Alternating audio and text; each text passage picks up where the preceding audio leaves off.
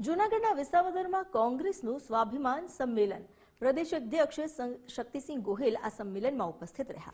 અમિત ચાવડા, ઇન્દ્રનીલ રાજગુરુ અને પરેશ ધાનાણી પણ હાજર રહ્યા। આ ઉપરાંત લલિત વસોયા, હીરાભાઈ જોટવા તેમજ પૂર્વ ધારાસભ્યોની ઉપસ્થિતિમાં સંમેલન યોજાયું। अन्ना हजारे देश में गुमराह कर्यो तेवुं निवेदन प्रताप दुधाते आप्युं। सस्तुं मफत आपवानी लालच आपे छे। 100 करोड़नो दिल्हीमां बंगलो छे। आप पार्टी भाजपनी बी टीम छे तेवो आरोप प्रताप दुधाते लगाव्यो। भाजप पोताना संमेलनने सिंदूर नाम आपशे। કેટલી બહેનોના સિંદૂર ઘૂસાયા છે? ઇન્દ્રનીલ રાજગુરુએ આ મામલે વિસાવદરના મતદારો ભૂલ ના કરે તેવી વાત કરી છે।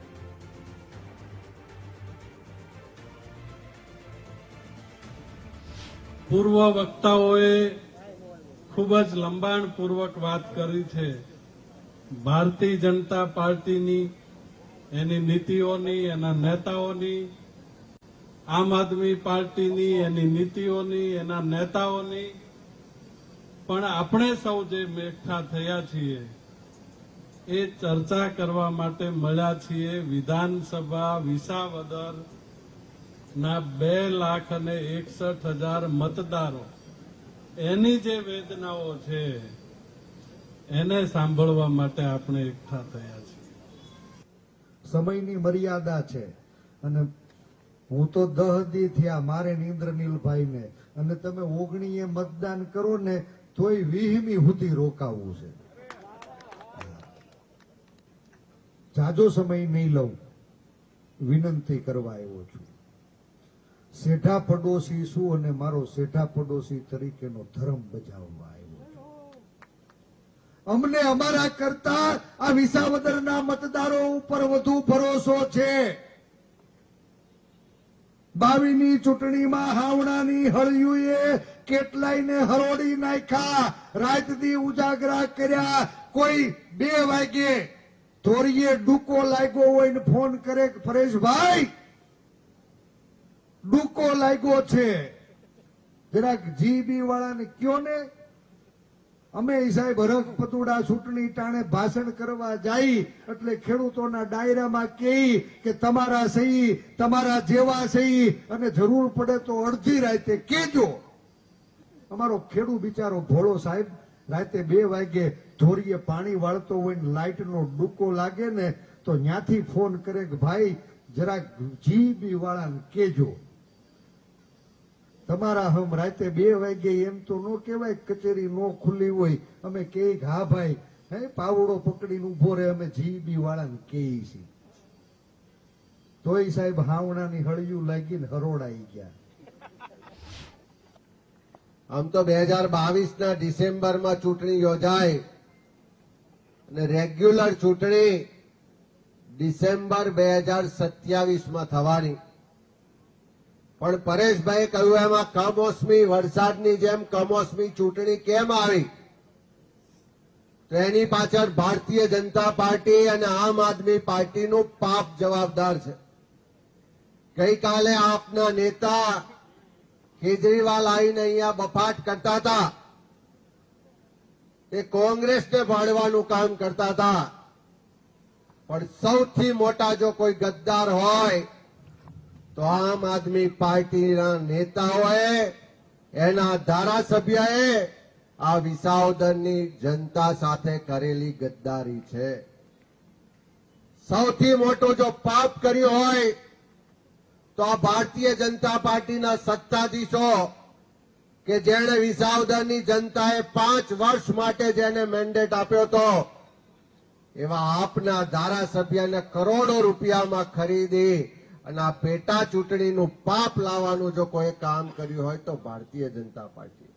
લોકશાહી વ્યવસ્થામાં ચૂંટણી એક પવિત્ર પર્વ છે, અને આ પવિત્ર પર્વ એટલા માટે કે કોઈ વ્યક્તિ મોટી નથી। સત્તાની ખુરશીમાં બેસે, મોટું પદ મળે, પરંતુ આખરે જનતા જનાર્દન જેને ઈચ્છે એને આ મળતું હોય છે। અને બાબા સાહેબ આંબેડકરે બનાવેલા એ બંધારણમાં સૌથી મોટી તાકાત હોય તો જનતા જનાર્દનના હાથમાં છે. લોકો ઈચ્છે એને મોટો પણ બનાવે, અને મોટા આસન પર બેઠેલા વ્યક્તિ જો અહંકાર કરે તો સમય પૂરો થાય ને, એટલે પાછું જનતા જનાર્દનમાં હાથમાં આવે અને મોટા આસન પર બેઠેલાને ધૂળ ભેગો કરવાની તાકાત પણ આપ સૌના હાથમાં છે, જનતા જનાર્દનના હાથમાં છે. कि गढ़ड़ा में आगे बढ़े, फिर सूरत चले गए और फिर यहाँ लड़ने आए। भाई विसावदर से क्या लेना देना? जो उम्मीदवार यहाँ पर आए हैं उनका कोई लेना देना नहीं है। जितने वो ऊंचे हैं, इतनी ऊंचाई पे पहुंचने के लिए तन मन धन से काम करना पड़ता है, सिर्फ बातों से कुछ नहीं होता। इसलिए याद रखिए कि कांग्रेस तो एक एक जर्रे जर्रे में काम करके आगे बढ़ी है। कांग्रेस का इतिहास देखिए, कांग्रेस ने क्या कुछ नहीं किया, लेकिन ये समझते हैं कि हम सब कुछ ले लेंगे और आगे बढ़ जाएंगे। लेकिन इतना याद रखिए कि भारतीय जनता पार्टी में जाने वाला अगर ये सोचता है कि मेरे सब गुनाह माफ हो गए, लेकिन कर्म का फल कुरान और गीता में लिखा है, तुम्हारे अमाल बुरे हैं तो कभी तुम कमाल नहीं कर सकते। इसलिए आपने हमेशा बी टीम की तरह काम किए। गई कल का मैंने उनका भाषण सुना, केजरीवाल आए थे, वो क्या कहते थे कि ये कांग्रेस तो भाजपा की नौकरी करती है, उसकी गोद में बैठी है। अरे हम कांग्रेस की, हम तुम्हारी नौकरी भाजपा की क्यों करेंगे? तुम्हारे वाले भाग भाग कर गोद में गए हैं। ये चुनाव इसलिए आया है कि तुम्हारा इंसान भाग कर गया। हमारा तो गया सो गया, पुराना हो गया। अब जो भी वहां गया है वो पछता रहा है। लेकिन आप किस मुंह से हमारी बात करते हैं? સવારે ઉઠી વાડીએ પાણી વારવા જવું, ખેતી સાથે આપણે સંબંધ છે, આપણો જન્મ નાતો એ ખેતી છે. આ વિસાવદર વિસ્તાર જ્યાં એક પણ કારખાનું નથી, આ વિસ્તાર માત્ર ખેતી ઉપર નભે છે. એક ખેડૂતનો દીકરો ભાજપને મત દેવો એ મહાપાપ છે. અને તમે વાડીએ જઈને ચીબડાના વેલામાંથી એક ચીબડું તોડ્યું, 22માં શું નીકળ્યું? કડવું ઝેર. હવે બીજા ચીબડી વેલામાંથી બીજું ચીબડું તોડાય? આમ આદમીને ઓળખો. મને અમને એક ભાઈ મને કે કાકા તમારી ડિબેટમાં હું ટીવીમાં તમે આવો એટલે એક ધારો એક સાંભળા જ કરું કે હું ક્યારેય તમારી ડિબેટ મૂકતો નથી. મેં તું કારેલો સાંભળ, અમે બકબક કરીને તું મત ભાજપને ઠોક ઠોક તો શું કામનું? 22માં તમે કહ્યું શું? એક એકને વીણીને પાધરમાં પૂરા કરી નાખ્યા, પાધરમાં. અને કોના પ્રતાપે? જે તમારા માટે ધારાસભામાં લડતા હતા, તમારી મગફળી હરગાવી નાખી હતી તો આ પરેશ ધાનાણી લડતા હતા. એ બધાઈને આ હવેલાની વાહે તમે અમને પૂરા કરી નાખ્યા. કે આમ આદમી પાર્ટીનો જૂઠો પાયો એ લોકપાલ વખતે અન્નાને ઉપવાસ કરાવીને દેશને ગુમરાહ કરવાનું કામ કરી અને આમ આદમી પાર્ટીનું બીજ એ ભારતીય જનતા પાર્ટીની બી ટીમ તરીકે આખા દેશની અંદર પાયો નાખવાનું કામ કર્યું.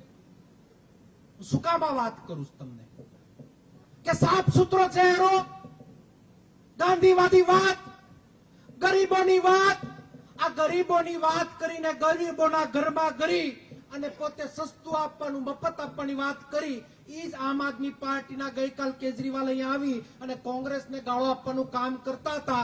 અહીંયા વિસાવદરની 19 તારીખે મતદાન છે. મતદાર ભાઈઓને હાથ જોડીને વિનંતી કરું છું, થોડીક આરટીઆઈ કરી લેજો.